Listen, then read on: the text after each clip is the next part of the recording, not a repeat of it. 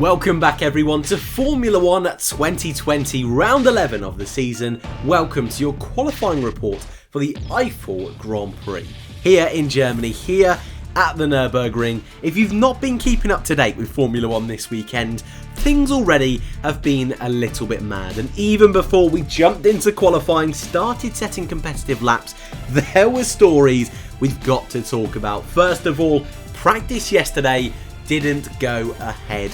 Completely wet and more importantly foggy conditions meant the medical helicopter was not able to fly. No FP1, no FP2, meaning this morning's practice 3 vital for running. But also within that session we were missing a driver. Lance Stroll, stricken with illness, not able to drive the car, meaning super sub Nico Hülkenberg is back for this weekend's German Grand Prix, which will be his home Grand Prix. No one was expecting that weekend. Get well soon, Lance. But what could Hülkenberg do? Last time out at the 70th anniversary Grand Prix, he qualified third for Racing Point. But having not done any practice this weekend, it was going to be a mighty task to get any higher up than out of Q1. Spoiler warning, out of the way. We'll start off with your times, then we'll have a bit of a discussion, a qualifying rundown, if you will, about all of today's stories. But first of all, let's take a look at your times from today's qualifying session. And for only the third time in 2020, Valtteri Bottas took pole position. It was not Lewis Hamilton, who looked in commanding form heading into this weekend's race. The last time Hamilton wasn't on pole was actually when Hülkenberg did line up third all the way back at that 70th anniversary Grand Prix. Hamilton really struggling in Q3, just held on to P2 with a charging Max Verstappen just missing out after a difficult final run in the final session of the day. One of the biggest surprises of the day behind Max Verstappen, Charles Leclerc. What a lap from the Monegasque driver. That Ferrari looking so much better already this weekend. Great lap from Leclerc, and actually Alex Albon, who finished P5, much better job, much closer to Max Verstappen this time around, and that Red Bull car looking another step closer to taking the challenge to the Mercedes. So if there are wet conditions tomorrow, certainly keep your eye out for Max Verstappen, Charles Leclerc and Alex Albon. P6 and 7, the two Renault cars, again they seem to be taking another step forward, both of them this weekend within 1 second of the pole time. Great job from those two. More importantly, Esteban Ocon, I think this is a big result for him. Again, not quite on the level of Daniel Ricciardo, but with just 200ths between the duo, I think Ocon can be very happy with today's result. Then it was a McLaren sandwich of Norris in 8th, Carlos Sainz in P10, Sergio Perez in P9, splitting the two of them. P11 and fresh tyre choice going into tomorrow's Grand Prix is our first German on the grid and our first home hero, Sebastian Vettel. Not quite on the level of his teammate, a trend we are starting to see more and more often now in 2020. He's so looking forward to next year. So P11, not too bad, but he will still, in the back of his mind, be disappointed to the gap to Leclerc. Gasly 12 with his teammate Danny Kvyat in P13. Nothing too special this weekend from either of the AlphaTauri drivers, but two really impressive performances in our final back group.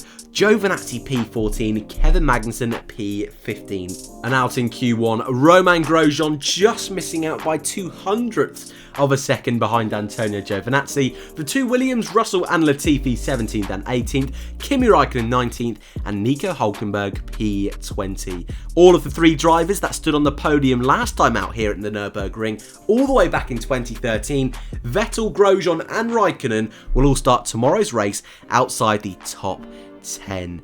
Right then, sometimes we start from the back, sometimes we talk about the general session, but I really want to start at the front because that fight we had in Q3 between Hamilton, Verstappen and Valtteri Bottas, I think it is more than fair to say was one of the best fights at the front in qualifying we have had all season long.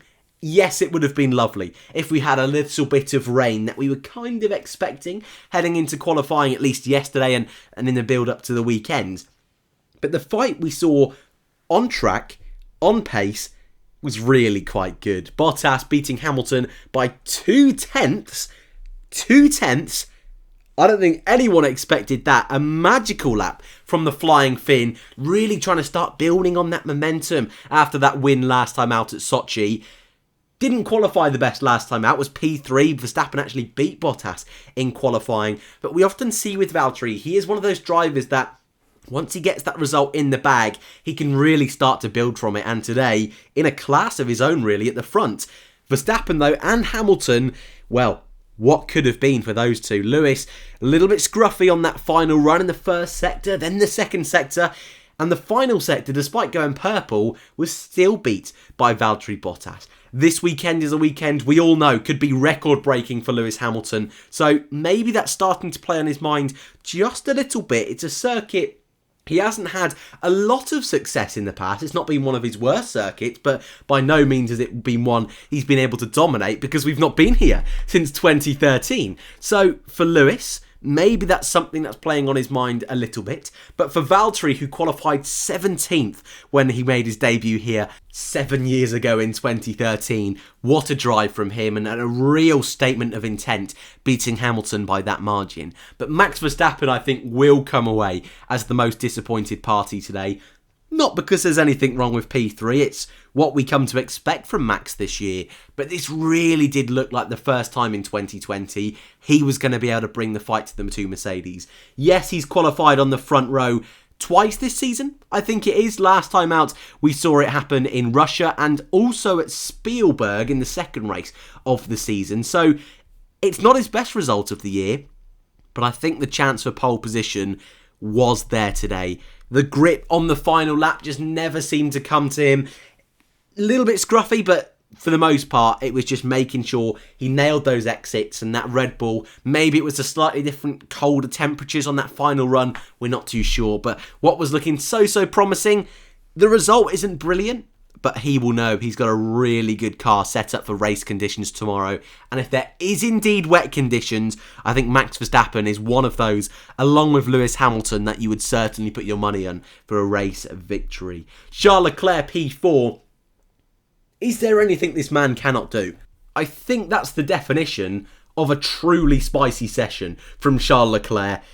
That Ferrari has no right being fourth, and it had updates last time out at Sochi. The team were very vocal that those updates wouldn't really suit the car or at least benefit the car at that circuit. But come to a circuit like this, the Nürburgring, maybe it would have a little bit more of an effect. And though with Sebastian, it's a similar kind of story that we've seen throughout 2020, Charles Leclerc gets his best result since the British Grand Prix all the way back in round 4 of the season. 4th on the grid. I don't think anyone expected that today.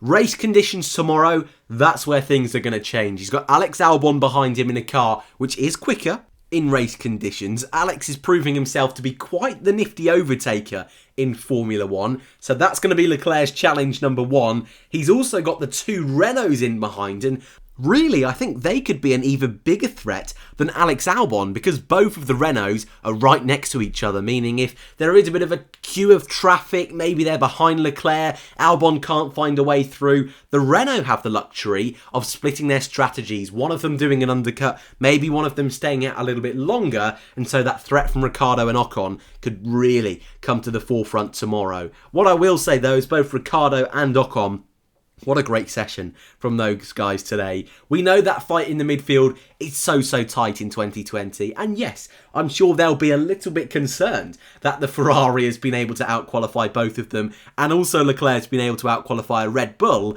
But for them, both of them being within 1 second of Valtteri Bottas, within 7/10 of Lewis Hamilton and Max Verstappen, is a real step forward. It's a circuit we thought would suit their car quite nicely. They're in front of both McLarens and both Racing Points, and there's a big opportunity this weekend to score some big points in front of their rivals. But I said it earlier in the rundown really of the times, Ocon, he needed that. Yes, it would have been for him great if he could just have nicked Ricciardo and just been 1 place in front, but realistically, having that slipstream and actually being on the inside line heading down towards turn 1, I think is how they lay out the grid here at the Nürburgring, could really help him. It's a real unique first complex of corners. I'm so looking forward to that tomorrow because that's going to pretty much mean side-by-side action, I would guess, until around maybe turns 4, maybe even turns 5. There's a big opportunity for someone like Ocon to score big in the early stages of the Grand Prix. We then have the two McLarens, 8th for Lando Norris, 10th for Carlos Sainz.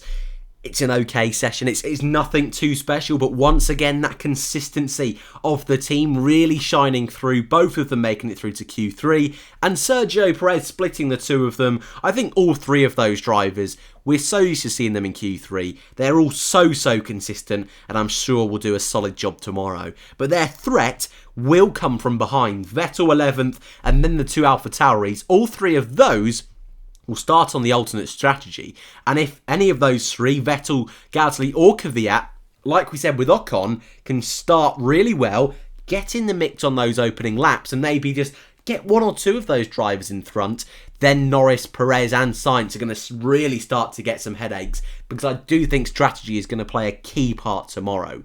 And then we have that back pack, the back group. We're so used to talking about them really struggling in 2020, but actually today, quite a few solid performances. At the front of that group this weekend, Antonio Giovinazzi, and he needed that. His career is on the line, and you ask a lot of people, it's already coming to a close. We could see 6 or 7 more races with Gio, and that could be it for his Formula 1 career. So putting in a performance like this is going to massively help him. Also with both Schumacher and Eilert not able to do their FP1 sessions thanks to the wet weather and poor conditions yesterday, maybe if he can get this result, take it by the scruff of the neck and wring it till it's dry over the next few weekends, he might just be able to hold on. It's a very small might, but I've got to give credit where credit's due for Antonio. Not quite my driver of the day, but very close to being so. Great drive from Giovinazzi. And also Magnussen, who did a great job in Q1 to comfortably get through into Q2. Q2 wasn't brilliant, quite a way off Giovinazzi's time and everyone else's, but Kevin Magnussen just out qualifying his teammate Grosjean. Quiet day for Grosjean. Russell and Latifi doing very much what they have done most of the season, but Russell continuing that streak, but also Latifi, I've said it a few times now, so I don't want to spend too long on it. I think he is doing a solid job this year. He's not coming into that team to beat George Russell. He's not coming in that team to be the number one driver. But what I will say is he is being consistent. No spins or any sillinesses in practice this weekend so far. And Latifi again, a little bit like Giovinazzi, I do like to give credit where credit's due. Raikkonen P19, he will get the record tomorrow if he starts the Grand Prix of the most race starts in Formula 1 history. 323 Grand Prix. It's just ridiculous. Not at the back of the grid, but pretty much with Hülkenberg down and out from the start. Raikkonen won't be too happy with that. And it's just one of those things, again, where you're thinking, is his heart really in it? How is he going to react to this kind of result?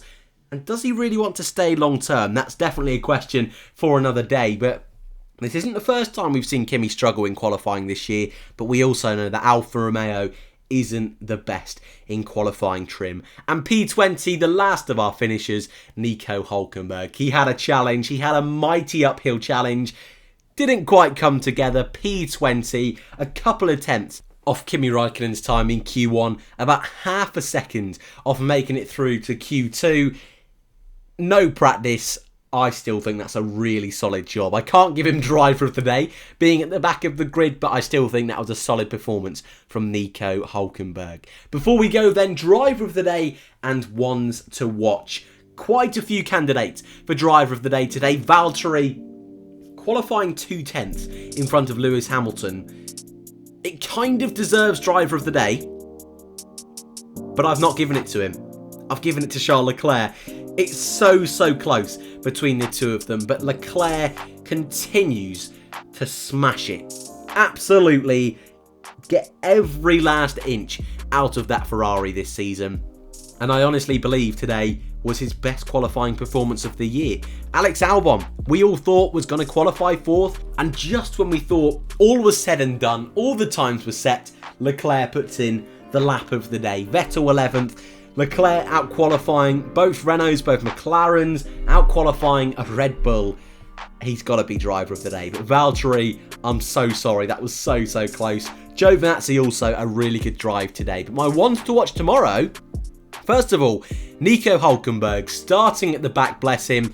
And fingers crossed he can actually make the start, unlike that first race he had in 2020 at the British Grand Prix earlier on this year. Pierre Gasly, race winner in 2020, starting 12th, starting on the opposite compound of tyres you would imagine, opposite strategy to those inside the top 10. I think he could have a good Grand Prix. I'm so excited to see Charles Leclerc. Wet conditions as well. I'm really excited to see if he can redeem himself from Germany last year.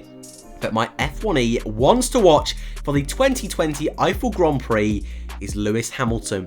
Records could be matched this weekend. He didn't do it last time. Bottas has comfortably beat him today.